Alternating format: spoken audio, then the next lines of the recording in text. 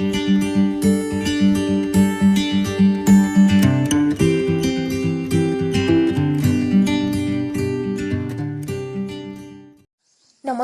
মোৰ চেনেলটোলৈ মই বৰ্ণালীয়ে সকলোকে স্বাগতম জনাইছোঁ। আজি মই 10মান শ্ৰেণীৰ ত্ৰিকোণমিতিৰ পৰিচয় পাঠটো আলোচনা কৰিম। যোৱাটো ভিডিঅ'ত মই ত্ৰিকোণমিতিৰ অনুপাতৰ বিষয়ে কিছু আলোচনা কৰিছিলোঁ। আজি মই অনুশীলনীৰ 8.1ৰ কুৱেশ্যন নম্বৰ 1, 2 এইকেইটা আলোচনা কৰিম। ইয়াত প্ৰথম প্ৰশ্নটো কি দিয়া আছে 8.1ৰ ত্ৰিভুজ ABCৰ B কোণ সমকোণ আৰু AB 24 সেন্টিমিটাৰ BC 7 সেন্টিমিটাৰ হলে তলত দিয়াবিলাক উলিওৱা। sin A cos A sin C cos C ৰ মান আমি উলিয়াব লাগে। এতিয়া আমি প্ৰথমতে কি কৰিব লাগিব ত্ৰিভুজটো আঁকি ল'ব লাগিব আৰু ত্ৰিভুজটোত B কোণটো কিমান ডিগ্ৰী বুলি কৈছে 90 ডিগ্ৰী মানে সমকোণ বুলি কৈছে হয়নে। তাত AB বাহুটো দিয়া আছে BC বাহুটো দিয়া আছে হয়নে। আৰু আমি প্ৰথমতে আমি এতিয়া আঁকি ল'ব লাগিব ত্ৰিভুজটো। আৰু ত্ৰিকোণমিতিত সদায় সমকোণী ত্ৰিভুজটোৱে হ'ব হয়নে। আৰু যেহেতু ইয়াত কৈ দিছে যে বি কোণটো সমকোণ মানে 90 ডিগ্ৰী আৰু এটা AC। ইয়াত কি দিয়া আছে AB বাহুটো কিমান দিয়া আছে 24 সেন্টিমিটাৰ AB 24 সেন্টিমিটাৰ আৰু BC কিমান দিয়া আছে 7 সেন্টিমিটাৰ। আমি এতিয়া sin A cos A বা sin C cos C ৰ মান উলিয়াবলৈ যাওঁতে আমি প্ৰথমতে সমকোণী ত্ৰিভুজটোৰ প্ৰতিটো বাহুৰ মান আমি জানিব লাগিব। ইয়াত AB আৰু BC বাহুটোৰ মানহে দিয়া আছে নহয় জানো। আমি এতিয়া উলিয়াব লাগিব AC বাহুটো। গতিকে AC বাহুটো উলিয়াবলৈ হলে আমি কি উপপাদ্য প্ৰয়োগ কৰিব লাগিব পাইথাগোৰাছৰ উপপাদ্য। সমকোণী ত্ৰিভুজত পাইথাগোৰাছৰ উপপাদ্য প্ৰয়োগ কৰি আমি AC বাহুটো পাম। এতিয়া আমি কি কৰিব লাগিব কি দিয়া আছে সেইটো আমি আগত লিখি লম। ত্ৰিভুজ ABCৰ B কোণ সমকোণ আৰু ইয়াত বাহুকেইটা কি দিয়া আছে AB সমান 24 সেন্টিমিটাৰ আৰু BC দিয়া আছে 7 সেন্টিমিটাৰ। এতিয়া আমি কি কৰিব লাগিব AB আৰু BC বাহুটোহে দিয়া আছে আমি উলিয়াই ল'ব লাগিব AC বাহুটো। গতিকে আমি পাইথাগোৰাছৰ উপপাদ্য প্ৰয়োগ কৰি পেলাই আমি AC বাহুটো উলিয়াই ল'ম। এতিয়া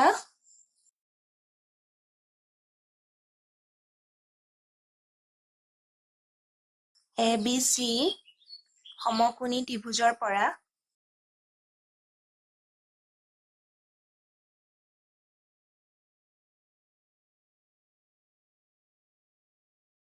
ABC সমকোণী ত্ৰিভুজৰ পৰা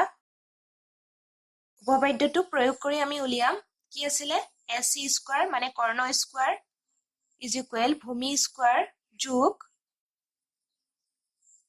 লম্ব স্কয়াৰ। AC ৰ মান দিয়া নাই আমি উলিয়ামহে হয়নে। AB ৰ মান কিমান দিয়া আছে 24 সেন্টিমিটাৰ দিয়া আছে 24 হোল স্কয়াৰ BC মান 7 AC square is equal 24 square কৰিলে হ'ব 576 আৰু 7 to 49 AC square is equal কিমান হ'ব 6 to 5। এতিয়া আমি অকল AC ৰ মান উলিয়াব লাগিব AC ইজ ইকুৱেল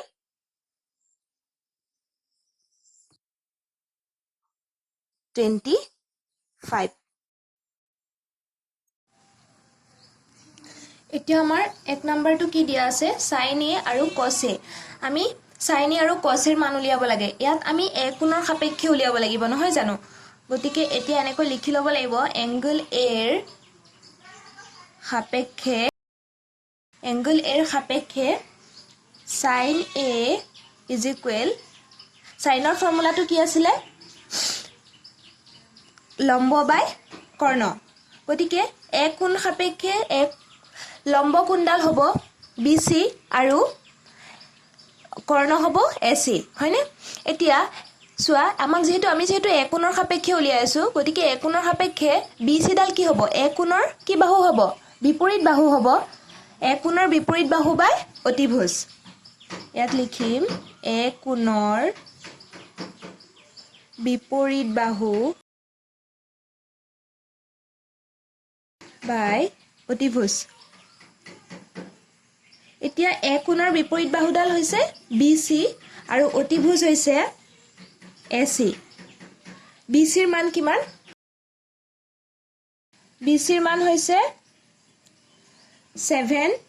আৰু AC হৈছে আমি AC উলিয়াই লৈছিলো 25 এতিয়া আমি উলিয়াম cos A cos এৰ মান উলিয়াম cos এৰ মান উলিয়াবলৈ একেটাই এৰ সাপেক্ষে উলিয়াব লাগিব এৰ সাপেক্ষে cos A cos এৰ ফৰ্মুলাটো কি আছিলে ইয়াত এ কোণৰ সাপেক্ষে হ'ব হয়নে cos এৰ ফৰ্মুলাটো ভূমি বাই কৰ্ণ গতিকে চোৱা এ কোণৰ সাপেক্ষে ভূমিডাল হ'ব AB আৰু অতিভুজডাল হ'ব AC ভূমিটো কি হ'ব এ কোণৰ কি বাহু হ'ব সন্নিহিত বাহু হ'ব আৰু AC ডাল অতিভুজ এতিয়া আমি লিখিব লাগিব এ কোণৰ সন্নিহিত বাহু বাই অতিভুজ এতিয়া এ কোণৰ সন্নিহিত বাহুডাল হৈছে AB আৰু অতিভুজডাল হৈছে AC এতিয়া AB ৰ মানটো কিমান আছে 24 আৰু AC ৰ মানটো কিমান পাইছিলো আমি 25 হল এতিয়া আমি উলিয়াব লাগিব 2 নম্বৰটোত কিহৰ মান উলিয়াব দিছে sin C, cos C ইয়াত আমি কি কোণৰ সাপেক্ষে উলিয়াব লাগিব C কোণৰ সাপেক্ষে উলিয়াব লাগিব C কোণৰ সাপেক্ষে আমি sin C আৰু cos C ৰ মান উলিয়াব লাগিব এতিয়া আমি 2 নম্বৰটো কৰিম sin C, cos C এতিয়া আমি ইয়াত sin C ৰ মান উলিয়াব লাগিব আৰু cos C ৰ মান উলিয়াব লাগিব ইয়াত আমি C কোণৰ সাপেক্ষে উলিয়াব লাগিব নহয় জানো এতিয়া আমি লিখি লম এংগল C ৰ সাপেক্ষে আমি প্ৰথমতে sin C ৰ মান উলিয়াম ঠিক তেনেকৈ একে আগৰটোৰ নিচিনা সাইনৰ ফৰ্মুলাটো আমি জানিব লাগিব সাইনৰ ফৰ্মুলাটো কি আছিল বিপৰীত বাহু বাই অতিভুজ এতিয়া আমি ইয়াত কি কোণৰ উলিয়াই আছো C কোণৰ হয়নে গতিকে এই C কোণটো চাব লাগিব আমি এতিয়া এই C কোণটোৰ বিপৰীত বাহু কোনডাল হ'ব চোৱা C কোণটোৰ গাত দুডাল বাহু আছে দুটা বাহু লাগি আছে হয়নে এডাল হৈছে AC আৰু এডাল হৈছে BC দীঘল বাহুডাল হৈছে অতিভুজ আৰু চুটি বাহুডাল হৈছে কি কৈছিল মই যোনটো কোণৰ গাতে লাগি থকা চুটি বাহুডাল হেডাল হৈছে ভূমি গতিকে AB ডাল হ'ব লম্ব এতিয়া C কোণৰ বিপৰীত বাহু বুলি ক'লে আমি কোনডাল হ'ব AB হ'ব গতিকে ইয়াত লিখিম C ৰ বিপৰীত বাহু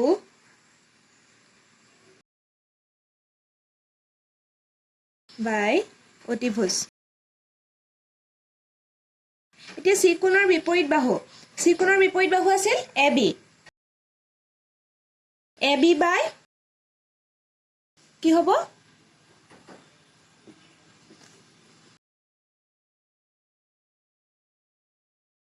AB বাই AC হ'ব AB বাই AC এতিয়া AB ৰ মান কিমান AB ৰ মান হৈছে 24 সেন্টিমিটাৰ আৰু AC ৰ মান হৈছে AC ৰ মান আমি উলিয়াই লৈছিলো 25 ঠিক তেনেকৈ আমি cos ৰ মানটো একেটাই নিয়ম এতিয়া আমি উলিয়াম cos C ৰ মান cos C টো একেই cos C এংগল C ৰ সাপেক্ষে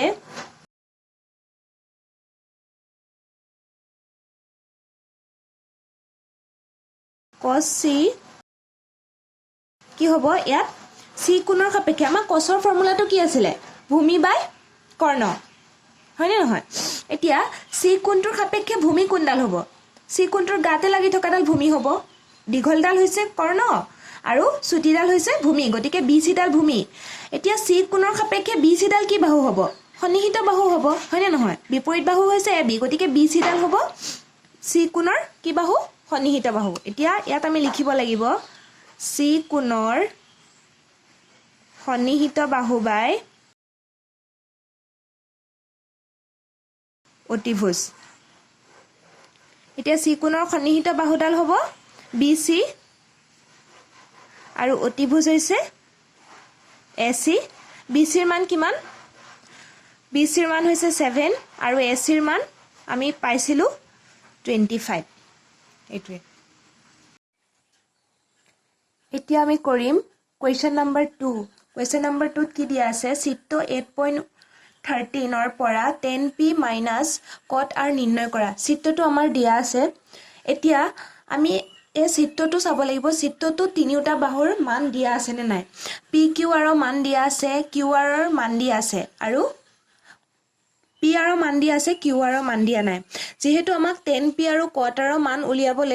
উলিয়াব লাগিব গতিকে আমাক QR ৰ মানটো লাগিব গতিকে আমি পাইথাগোৰাছৰ উপপাদ্য প্ৰয়োগ কৰি আমি QR ৰ মানটো আগত উলিয়াই ল'ব লাগিব উলিয়াই পেলাই আমি কি কৰিম 10p আৰু cot r ৰ মান উলিয়াই আমি দুইটা মাইনাস কৰিব পাৰিম হয়নে এতিয়া আমি প্ৰথমতে কি কৰিব লাগিব QR ৰ মান উলিয়াই ল'ব লাগিব এতিয়া আমাৰ ত্ৰিভুজ PQ R ৰ পৰা কি দিয়া আছে PQ দিয়া আছে 12 সেন্টিমিটাৰ PR দিয়া আছে 13 সেন্টিমিটাৰ এতিয়া আমি পাইথাগোৰাছৰ উপপাদ্য প্ৰয়োগ কৰি আমি QR ৰ মানটো উলিয়াই লম এতিয়া PQR সমকোণী ত্ৰিভুজৰ পৰা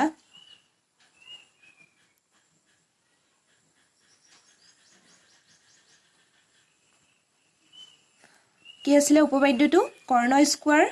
= ভূমি স্কয়াৰ প্লাস লম্ব স্কয়াৰ কৰ্ণডাল হৈছে PR স্কয়াৰ আৰু ভূমি হৈছে QR স্কয়াৰ প্লাস লম্ব হৈছে PQ স্কয়াৰ PR ৰ মান দিয়া আছে 13 হোল স্কয়াৰ QR ৰ মান নাই দিয়া PQ ৰ মান দিয়া আছে 12 169 QR square 144 এতিয়া 169 এটো এফালে লৈ আহিম 144 মাইনাস হৈ যাব 144 টো এফালে প্লাস হৈ আছিল এফালে লৈ আহিলো মাইনাস হৈ গল ফল থাকিল QR square মাইনাস কৰিলে হ'ব 25 এফালে QR square QR টো মই এফালে লিখি লৈছো 25 এতিয়া আমি কিহৰ মান উলিয়াব লাগিব QR ৰ মান উলিয়াব লাগিব QR ৰ মান উলিয়াবলৈ হলে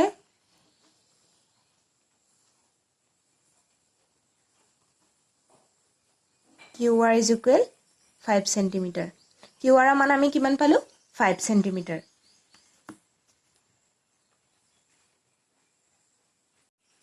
এতিয়া আমাৰ গুটেই কিটা বাহুৰ মান আমি পালো এটো পালো আমি 5 cm এতিয়া আমি কি উলিয়াই লব লাগিব যেহেতু 10p cot r এই দুটা মাইনাস কৰিব দিছে গতিকে তাৰ আগতে আমি 10p আৰু cot r ৰ মানটো উলিয়াই লব লাগিব এতিয়া 10p ৰ মান উলিয়াবলে